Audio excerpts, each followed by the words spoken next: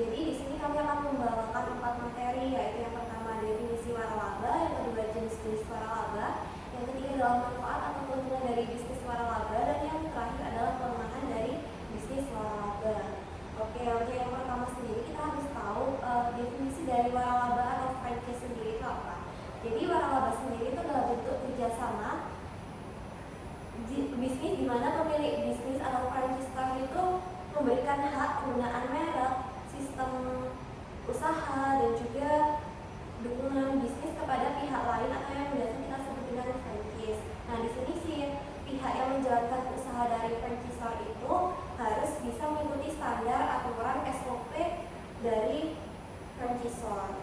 Oke, lanjut kita ke karakteristik dari bisnis waralaba sendiri, yaitu bisnis ini dapat menggunakan hak merek dan juga sistem usaha yang sudah diberikan oleh si franchisor. Lalu karena bisnis itu sudah terbukti berhasil dan juga ada biaya franchise atau fee dan juga royalty, dan juga ada pelatihan dan juga pendampingan yang diberikan oleh pihak franchisor kepada pihak franchise agar sesuai dengan standar bisnisnya. Lalu dari tujuan bisnis waralaba sendiri di sini ada untuk memperluas jaringan usaha, ada menjaga kualitas produk dan juga layanan, mengurangi risiko bagi franchise, dan juga mendorong pertumbuhan bisnis. Lalu lanjut. Selanjutnya ada jenis-jenis waralaba. Jenis-jenis waralaba dibagi berdasarkan 3 kategori. Yang pertama ada berdasarkan produk yang ditawarkan, yang kedua berdasarkan lokasi, yang ketiga berdasarkan International Franchise Association atau IFA.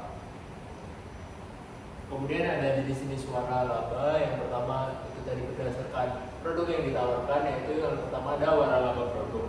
Waralaba produk adalah penawaran produk atau menjual produk seperti makanan, minuman, pakaian, dan lain-lain. Kemudian yang kedua ada waralaba jasa. Waralaba yang biasanya sering ditemukan ini menjual jasa seperti salon, tempat les, bengkel, dan lain sebagainya. Kemudian yang ketiga waralaba gabungan.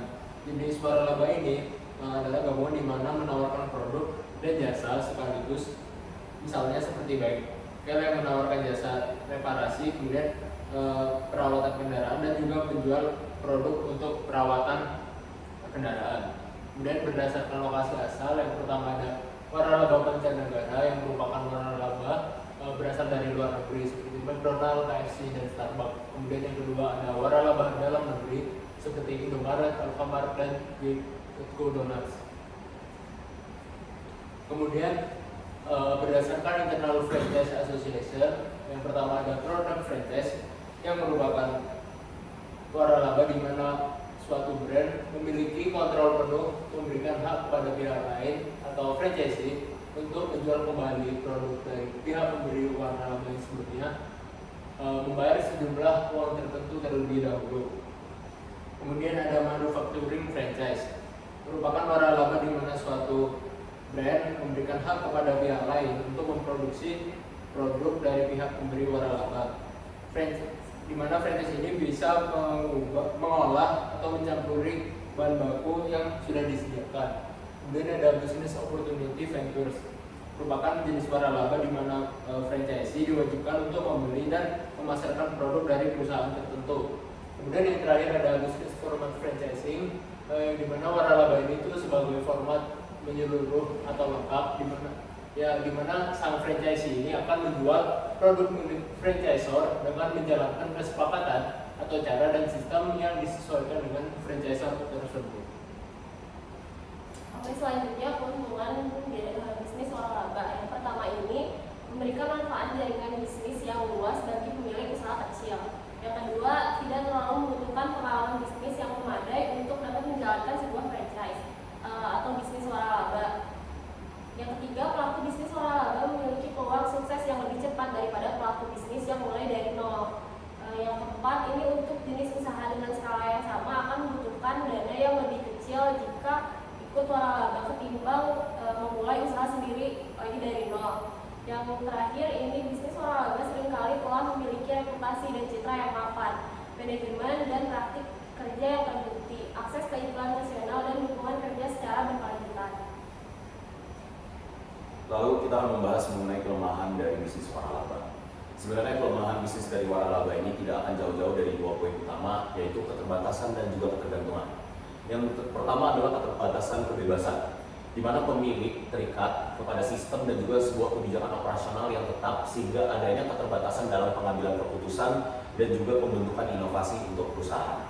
Yang kedua, ketergantungan terhadap franchisor, di mana output keuangan bisnis sangat bergantung terhadap kesuksesan, reputasi, citra, loyalty, keputusan, sistem operasional, struktur organisasi, dan masih banyak lagi faktor-faktor lain dari franchisor. Karena pemilik hanya menjalankan yang dimiliki oleh franchisor. Lalu yang ketiga adalah biaya yang tinggi. Memiliki bisnis waralaba ini memiliki biaya awal yang tidak kecil ketika digabungkan juga dengan biaya operasional pada umumnya. Dengan biaya awal yang mencakup hal-hal seperti lisensi, peralatan, inventaris awal, dan lain-lain. Lalu ada ketergantungan dari tren, di mana seringkali terjebak dalam sebuah tren pasar walaupun memang bisnis waralaba ini memiliki pasar yang matang.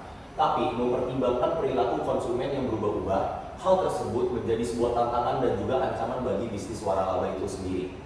Lalu adanya pemotongan keuntungan, di mana pembagian keuntungan melalui royalti dapat menjadi sebuah beban terutama saat baru berjalan. Ketika keuntungan sedikit lalu dipotong oleh royalti, besar kemungkinan bahwa keuntungan tersebut akhirnya akan dipotong kembali untuk menutupi berbagai biaya ketika masih berada di awal fase perusahaan. Dan berikut merupakan referensi yang kami gunakan dalam pembuatan presentasi ini. Sekian presentasi yang dapat kita lakukan, sekiranya jika memang ada kesalahan dalam melakukan presentasi bisa dimaafkan.